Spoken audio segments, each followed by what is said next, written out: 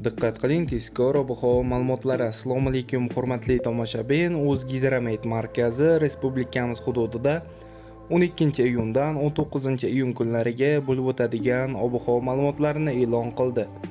Bunga ko'ra, Qoraqalpog'iston Respublikasi, Xorazm, Buxoro, Navoiy viloyatlarida havo biroz bulutli bo'ladi, ba'zi joylarda o'zgaruvchan bo'ladi.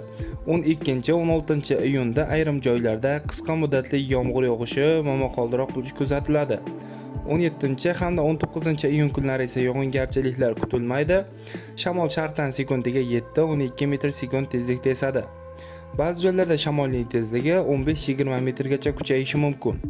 Haroratlar kechalari 17-22 daraja iliq, kunduz kunlari 32-37 daraja atrofida bo'ladi.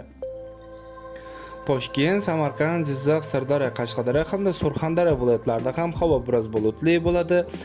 Yog'ingarchiliklar kutilmaydi, faqatgina 16-iyun kuni ayrim joylarda qisqa muddatli yomg'ir yog'ishi kutilmoqda.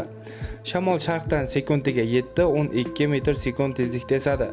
Ba'zi joylarda shamolning tezligi 13-18 metrgacha kuchayishi mumkin. Haroratlar kechalari 18-23 daraja iliq bo'lsa, kunduz kunlari 32-37 daraja atrofida bo'ladi. Respublikamizning vodiy hududlarida, ya'ni Andijon, Farg'ona, Namangan viloyatlarida ham havo biroz bulutli bo'ladi. Yog'ingarchiliklar kutilmaydi, faqatgina 16-iyun kuni ayrim joylarda qisqa muddatli yomg'ir yog'ishi kutilmoqda. Shamol sharqdan sekundiga 5-10 metr/sekund tezlikda esadi. Haroratlar kechalari 17-22 daraja iliq bo'lsa, kunduz kunlari 30-35 daraja atrofida bo'ladi. Sizlarga yetkazmoqchi bo'lgan xabarlarim shulardan iborat edi. E'tiboringiz uchun rahmat. Sog' bo'ling, salomat bo'ling.